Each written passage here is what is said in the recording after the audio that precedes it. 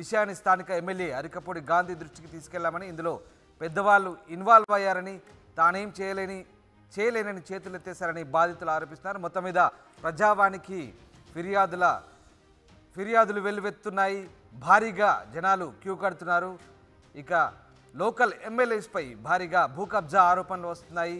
గత వారం మల్లారెడ్డి దానంపై భూ కబ్జా ఆరోపణలు చేసిన బాధితులు తాజాగా ఇటు కూకట్పల్లికి సంబంధించి కూడా ఆరోపణలు వస్తున్నాయి. ఇక వస్తున్న ఆరోపణలో ఎక్కువ శాతం ధరణిపైన ఉన్నట్టుగా తెలుస్తోంది. మొత్తం మీద ప్రజాభవన్కి అయితే బాధితులు క్యూ కడుతున్నారు. ఇక ప్రజావానికి సంబంధించిన పూర్తి సమాచారాన్ని మా ప్రతినిధి శిల్ప అందిస్తారు. ప్రజావాణి కార్యక్రమం జరుగుతున్నప్పటి నుంచి మెయిన్గా గత ప్రభుత్వంలో జరిగిన భూ కబ్జాల నుంచి ఎక్కువగా ఆరోపణలు వస్తున్నాయి. గతంలో మంత్రి మల్లారెడ్డి కావచ్చు, దానం నాగేందర్ తమ భూములను కబ్జా చేశారంటూ బాధితులు వచ్చి ఇక్కడ ధర్నా చేశారు. సో అదే బాటల్లో ఎవరైతే రంగనాథ్ నగర్ చెందిన బాధితులు ఉంటారో గత ప్రభుత్వం ఏదైతే బీఆర్ఎస్ ప్రభుత్వం ఉందో తమ భూమిని కబ్జా చేశారంటూ ఇక్కడికి వచ్చి ఆరోపణ చేస్తున్నారు. ప్రస్తుతం వాళ్ళు మనతో ఉన్నారు, వారితో మాట్లాడదాం. చెప్పండి, అసలు మీ సమస్య ఏంటి, ఇప్పుడు ఏమైంది అసలు? మేము 1987లో 1429 మంది ప్లాట్లు అప్పుడు ఉన్న పట్టేదారులు గ్రామ పంచాయతీ లేఅవుట్ ద్వారా ప్లాట్లు మాకు అమ్మడం జరిగింది. అప్పటి నుంచే మేము మా ప్లాట్ల కబ్జాలో ఉన్నాము. రూములు కట్టుకోవడం కానీ, రోడ్డు వేసుకోవడము, కరెంటు తీసుకోవడము, వాటర్ ఫెసిలిటీస్, టెంపుల్ అదంతా డెవలప్ చేసుకోవడం జరిగింది. అరౌండ్ 2000 కొంతమంది భూ కబ్జాదారులు వేరే బోగస్ ఓనర్లను పుట్టించి వాళ్ళ ద్వారా రిజిస్ట్రేషన్ చేసుకొని వాళ్ళు రెవెన్యూ రికార్డ్స్లో వాళ్ళ పేర్లు మేనేజ్ చేసుకొని వాళ్ళ పేర్లు ఎంట్రీ చేసుకొని మేము కూడా ఓనర్లం అన్నట్టుగా బయట చెప్పుకుంటూ తిరిగారు.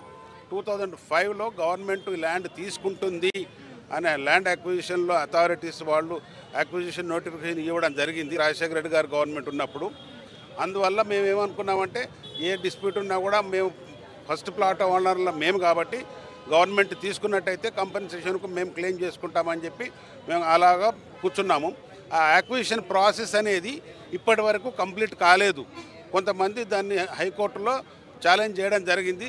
ఆ హైకోర్టులో ఆ అక్విజిషన్ కేసెస్ ఇప్పుడు కూడా పెండింగ్ ఉన్నాయి.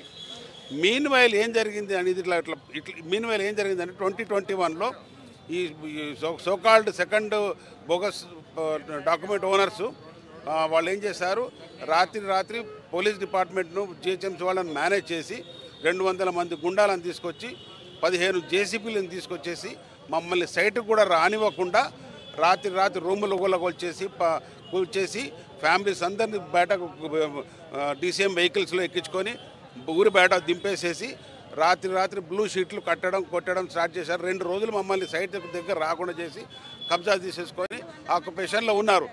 అయితే ఈ సమస్యని స్థానిక ఎమ్మెల్యే దృష్టికి తీసుకెళ్ళలేదా? తీసుకెళ్ళాము. దీంట్లో మేము ఎవరి దగ్గర తీసుకెళ్ళినా కానీ వాళ్ళు ఏమంటున్నారంటే ప్రగతి భవన్ నుంచి ఫోన్లు వస్తున్నాయి, ప్రగతి భవన్లో నుంచి ఇన్వాల్వ్ ఉన్నారు, మేమేం చేయలేము, వీఆర్ హెల్ప్లెస్ అని అన్నారు. పోలీస్కి కంప్లైంట్ పెట్టాము. అన్నోన్ పర్సన్స్ అని రాసుకుంటున్నాడు కానీ పేర్లు రాయాడు, ఎఫ్ఐఆర్ చేయడు, వాళ్ళని పిలిపియాడు, డాక్యుమెంట్లు చూడాడు. ఏమనంటే మాదేం లేదు, హయ్యర్ అప్ నుంచి హయ్యర్ ఫెసిలిటీ ఆఫీసర్ నుంచి ప్రెషర్స్ వస్తున్నాయని చెప్తున్నారు. పోలీస్ డిపార్ట్మెంట్ ఏం చేయలేదు. జిహెచ్ఎంసీ కంప్లైంట్ పెట్టాము, వాళ్ళు ఏం చేయలేదు. హ్యూమన్ రైట్ కమిషన్కి వెళ్ళాము. హ్యూమన్ రైట్ కమిషన్ వాళ్ళు జిహెచ్ఎంసీకి ఆర్డర్స్ ఇచ్చారు, ఇది ఎంక్వైరీ చేసి తీసేయమని చెప్పి. దాని మీద కూడా జిహెచ్ఎంసీ వాళ్ళు ఇంతవరకు పట్టించుకోవట్లేదు. మేము మా పొజిషన్లో మేము సమస్య పైన పోరాడుతున్నారు. మేము పోరాటం దగ్గర 2010 నుంచి పోరాడుతున్నాం. అంటే ఇప్పుడు ఈ కబ్జా గురించి మాత్రం 2 years నుంచి పోరాడుతున్నాం. 2 years నుంచి పోరాడుతున్నాం. చెప్పండి, మొత్తం ఎంతమంది ఫ్యామిలీస్ ఉన్నాయి? 147 ఉన్నారు. 147 ఫ్యామిలీస్ ఉన్నారు. ఆల్రెడీ అందరూ రూమ్స్ వేసుకొని ఫ్యామిలీతో ఉన్నారు. అందులో గుడి ఉంది, అందరికీ కరెంటు వచ్చింది, అంగన్వాడీ స్కూల్ ఉంది. ప్రతి ఒక్కరు ఫ్యామిలీ అక్కడ ఉన్నాక కూడా అందరినీ దౌర్జన్యంగా రాత్రి వచ్చేసి అందరినీ డెమాలిష్ చేసి ప్రతి ఒక్కరిని అందరినీ తరిమేసి దౌర్జన్యంగా గుండాలను పెట్టేసి ఎక్కడ పిఎస్ పోలీస్ స్టేషన్ నుంచి పిఎస్ వాళ్ళే వచ్చి మేము కూడా పిఎస్కి వెళ్ళి మా బాధ చెప్పుకోకుండా ఇవన్నీ చేసిందంతా గత ప్రభుత్వం బీఆర్ఎస్ వాళ్ళే.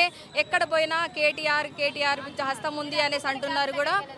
ఏమా అందరి దగ్గరికి వెళ్ళినాము, ప్రతి ఒక్క చోట వెళ్ళినాం, కానీ ఎక్కడ పోయినా న్యాయం మాకు జరగలేదు.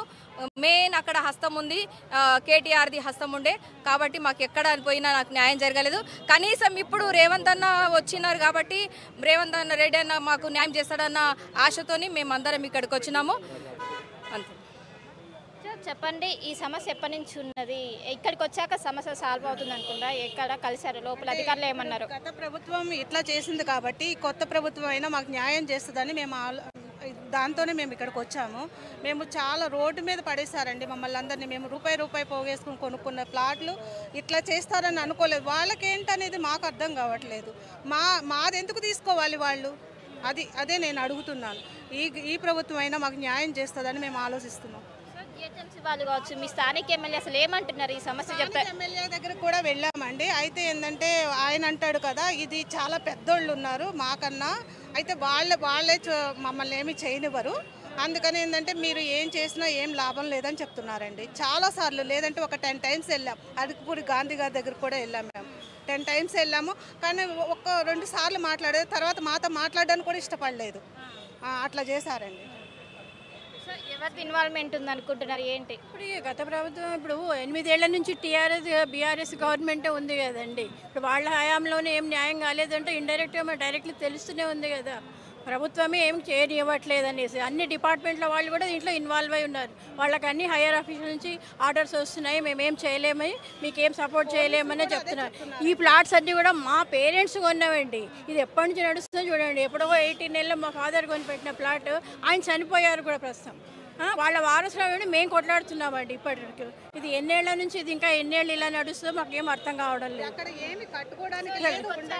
సమస్య తీరుతుంది అనుకుంటున్నా, ఎలా తీరుతుందని ఆశపడుతున్నామండి. ఇప్పుడు ఈ గవర్నమెంట్, కాంగ్రెస్ గవర్నమెంట్లో తీరుస్తుందని మేము అనుకుంటున్నామండి. అదే ఆశతోనే వచ్చాం. న్యాయం చేస్తుందని మేము అనుకుంటున్నాం. ఈ ప్రభుత్వం అయినా మాకు న్యాయం చేస్తుందని అనుకుంటున్నామండి. న్యాయం జరగాలనే కోరుకుంటున్నాం మేము. ఎందుకంటే తిరిగి చాలా అలసిపోయాం మేము. ఎక్కడికంటే అక్కడికే వెళ్ళాం. హ్యూమన్ రైట్స్ అంటే హ్యూమన్ రైట్స్, లోకాయుక్త అంటే లోకాయుక్త, ప్రతి దానికి వెళ్ళాం. ఎక్కడ న్యాయం, పోలీసులకైతే ఇంకెన్నిసార్లు వెళ్ళాం మాకే తెలియదు. ఎక్కడా న్యాయం జరగలేదు. పోలీసులు కూడా ఇదే చెప్తున్నారు, పైన వాళ్ళు మమ్మల్ని ఏమి చేయనివ్వరండి, మీరు వచ్చిన వేస్ట్ అని చెప్తున్నారు. ఇట్లా ఉంది ప్రభుత్వం. సో మొత్తం మీద మనం చూసుకోవచ్చు, గత ప్రభుత్వంలో ఎవరైతే బాధితులు ఉంటారో వాళ్ళు మెయిన్గా ప్రజాభవన్కి క్యూ కట్టి ఇక్కడున్న అధికారులకు వాళ్ళ సమస్యలు చెప్పుకుంటున్నారు. గతంలో ఎవరైతే ఎమ్మెల్యే దానం నాగేందర్ కావచ్చు, మంత్రి మల్లారెడ్డిపై అనేక ఆరోపణలు చేశారు. ఇదే నేపథ్యంలో షేర్లింగంపల్లికి సంబంధించిన ఎవరైతే అరకపూడి గాంధీ ఉంటారో కొన్ని 10 సంవత్సరాల నుంచి తమ సమస్య చెప్పినప్పటికీ ఎవరు పట్టించుకోవడం లేదు. ఇంకోవైపు జిహెచ్ఎంసీ అధికారులు ఉంటారో వాళ్ళు కూడా తమ సమస్యను పట్టించుకోవడం లేదు.